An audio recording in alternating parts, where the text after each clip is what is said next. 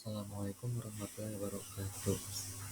Saya Iqbal Abdul Rahman Syam mempresentasikan tentang penggunaan kata ulang dan juga gabungan kata.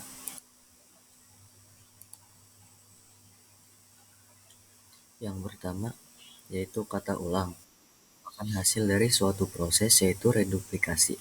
Reduplikasi dalam Kamus Bahasa Besar Indonesia berarti proses atau perulangan kata atau unsur kata seperti kata rumah-rumah, tetamu, bolak-balik, dan sebagainya. Sedangkan kata ulang adalah kata yang terjadi sebagai hasil reduplikasi. Jenis dan contoh kata ulang berdasarkan bentuk. Kata ulang penuh. Kata ulang penuh atau dwilingga adalah model yang melakukan reduplikasi secara utuh. Misalnya kata ulang orang-orang, macam-macam, dan jenis-jenis. Contoh kalimatnya itu, orang itu sedang menunggu bus. Yang kedua, kata ulang sebagian, dwipurwa. Kata ulang sebagian atau dwipurwa adalah model dengan reduplikasi kata sebagai sebagian yang biasanya pada awal kata, misalnya pepohonan dan dedaunan. Contoh kalimatnya itu, pepohonan ini banyak dijadikan latar berfoto para wisatawan. Yang ketiga, yaitu kata ulang semu. Jenis kata ulang ini mirip dengan perulangan penuh. Tetapi model kata ini tidak bermakna jika berdiri sendiri, misalnya kupu-kupu dan pura-pura.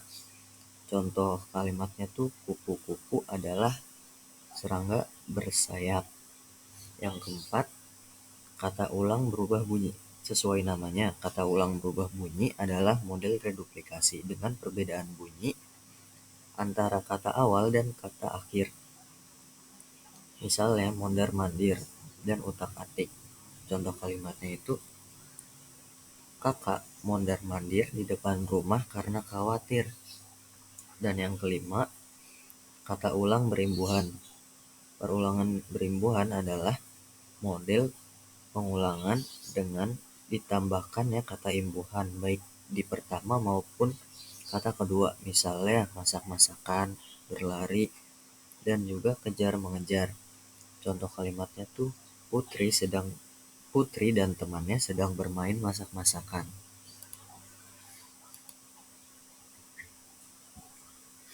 Yang selanjutnya yaitu jenis dan contoh kata ulang berdasarkan makna. Yang pertama yaitu bermakna mirip atau menyerupai. Kata ini dimaksudkan ingin menunjukkan adanya kesamaan maupun keidentikan baik untuk subjek maupun objek. Misalnya orang-orangan, motor-motoran, dan kebiru-biruan. Contoh kalimatnya, petani itu sedang membawa orang-orangan sawah untuk mengusir burung pemakan padi. Yang kedua, bermakna jamak. Kata pengulangan jamak memiliki arti untuk menunjukkan kondisi subjek atau objek dengan jumlah lebih dari satu. Misalnya kucing-kucing dan anak-anak. Contoh kalimatnya itu, Ani memiliki kucing-kucing yang sangat lucu di rumahnya. Yang ketiga, bermakna saling. Kata pengulangan dengan pengertian bahwa setiap kata pengulangan memiliki makna untuk saling membalas, misalnya pandang-memandang dan bersalam-salaman. Contoh kalimatnya tuh, aku dan dia saling pandang-memandang ketika kami berjumpa. Dan yang terakhir yang keempat, yaitu bermakna kolektif atau bilangan. Kata pengulangan ini memiliki arti adanya suatu angka pembagi satu sama lainnya, misalnya 11 atau 55. Contoh kalimatnya itu, setelah menjawab pertanyaan kuesioner, para responden memperoleh kue satu-satu.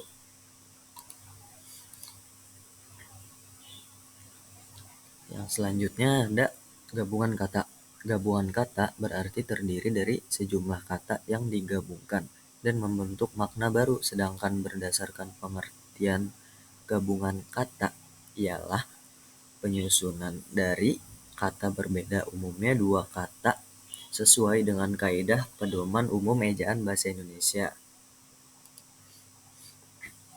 Selanjutnya yaitu kata majemuk. Kata majemuk adalah gabungan dua kata dasar yang menghasilkan kata dengan makna baru. Kata ini berbeda pula dengan frasa sehingga harus benar-benar diperhatikan.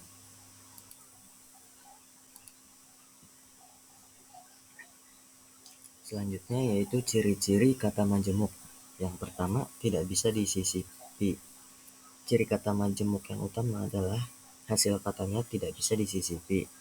Jadi untuk membedakannya dengan frasa, cobalah untuk membuat sisipan di antara dua kata dasar pembentukannya dan lihat seperti apa maknanya ketika gabungan kata tadi disisipi tanpa mengubah maknanya, artinya gabungan kata tersebut adalah frasa. Kan tapi jika gabungan kata tersebut berubah maknanya berarti merupakan kata majemuk. Contohnya, kacamata. Kacamata tidak bisa disisipi menjadi kaca pada mata atau kata dari mata. Kaca dari mata berarti ini adalah majemuk. Yang kedua yaitu tidak dapat diperluas. Kata ini tidak bisa diperluas dengan imbuhan berupa awalan atau afiks dan akhiran hanya di masing-masing katanya. Jika akan memberikan imbuhan, imbuhan harus disertakan di gabungan kata tersebut sehingga memiliki makna. Berbeda dengan frasa yang bisa diperluas dengan penambahan afiks di satu kata. Contohnya, kata majemuk kereta api ini tidak bisa diperluas imbuhan di satu kata menjadi perkereta api atau kereta apian. Apabila harus memakai imbuhan, imbuhan harus diletakkan di awal dan akhir untuk mengapit kedua kata yang membentuknya sehingga menjadi perkeretaapian. Yang ketiga yaitu posisi tidak dapat ditukar. Ciri ketiga dari kata ini adalah kata-kata yang membentuknya bersifat tetap, artinya posisi dari kata-kata tersebut tidak bisa ditukar satu sama lain. Jika ditukar, maknanya akan hilang atau berubah. Contoh, angkat kaki bermakna pergi. Kata ini tidak bisa ditukar menjadi kaki angkat karena maknanya akan berubah atau menjadi tidak jelas. Yang keempat, tidak bisa ditambah dan dipisahkan. Unsur kata majemuk tidak dapat ditambah dan dipisahkan. Contohnya kata makan hati tidak bisa dipisahkan menjadi makanan hati atau makan itu hati.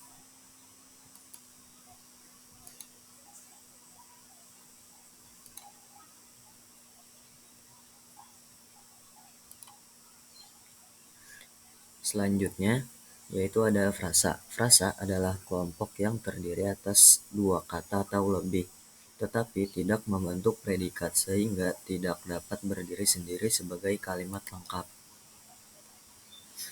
Jenis-jenis frasa dan contohnya. Yang pertama yaitu frasa nominal. Frasa nominal adalah frasa yang berfungsi sebagai kata benda. Biasanya digunakan sebagai subjek, objek, atau pelengkap. Contoh, buku tebal. Yang kedua, frasa adjektiva. Frasa ini berfungsi sebagai kata sifat untuk memberikan keterangan sifat pada suatu benda. Contohnya sangat indah, teramat indah. Yang ketiga, frasa verba. Frasa verba adalah gabungan kata yang berfungsi sebagai kata kerja. Biasanya digunakan untuk menyatakan aktivitas atau tindakan. Contohnya sedang belajar, sudah makan. Selanjutnya yang keempat itu frasa nur Marelia. Frasa ini digunakan untuk menyatakan jumlah atau bilangan, contohnya 2 buku, 30 orang, atau beberapa siswa.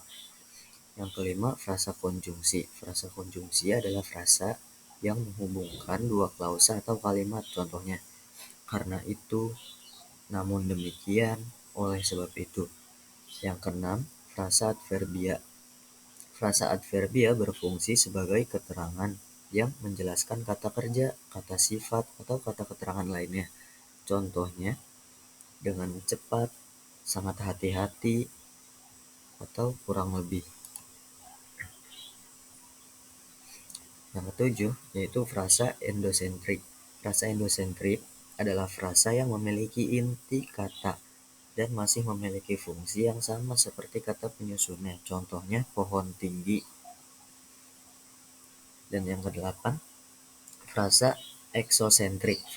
Frasa eksosentrik adalah frasa yang tidak memiliki inti sehingga tidak dapat menggantikan posisi inti kata dalam kalimat. Contoh di rumah, ke sekolah. Dan yang kesembilan, frasa subordinatif.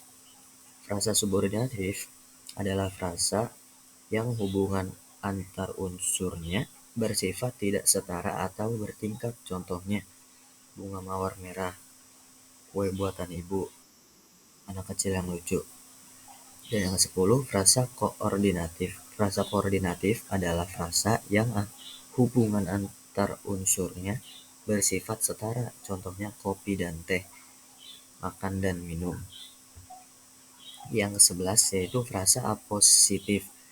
Frasa ini berfungsi untuk memberikan penjelasan atau informasi tambahan pada kata yang dijelaskan. Contohnya, Bapak Anda seorang dokter bekerja di rumah sakit.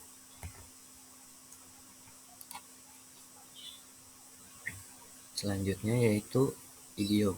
Idiom merupakan frasa atau gabungan beberapa kata dengan arti tersendiri yang berbeda jika diartikan secara harfiah alias per kata. Selanjutnya jenis-jenis idiom. Pertama yaitu jenis idiom berdasarkan segi keeratan unsur-unsurnya, bentuk dan maknanya. Pertama itu yaitu idiom penuh. Idiom penuh merupakan idiom yang unsur pembentuk dan maknanya sudah menyatu sempurna. Berarti setiap kata yang membentuknya sudah kehilangan makna harfiahnya sehingga tidak bisa berdiri sendiri. Contohnya yaitu buah tangan.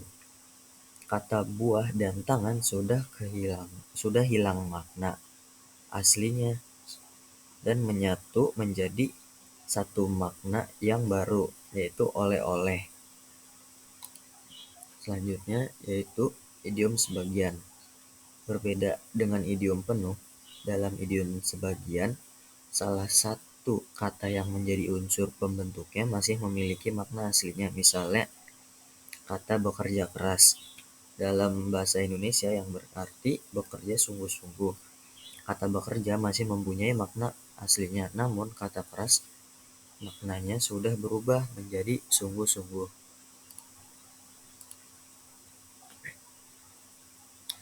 Selanjutnya yaitu jenis idiom berdasarkan bentuknya. Yang pertama yaitu ungkapan, yaitu bentuk yang terangkai secara konstan yang unsur-unsurnya merupakan ekspresi dalam menyampaikan makna. Contohnya adu domba yang artinya memecah belah. Selanjutnya yaitu metafora atau perbandingan. Metafora secara umum bisa diartikan sebagai idiom yang struktur dasarnya terdiri dari dua, yakni sesuatu yang dibicarakan dan juga sesuatu yang digunakan sebagai pembandingnya. Kedua hal ini biasanya memiliki sifat yang sama. Contoh, tulisan seperti cakar ayam yang berarti tulisannya acak-acakan atau tidak rapi.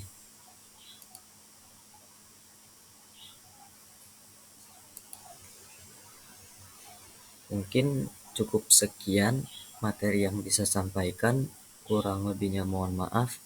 Wassalamualaikum warahmatullahi wabarakatuh.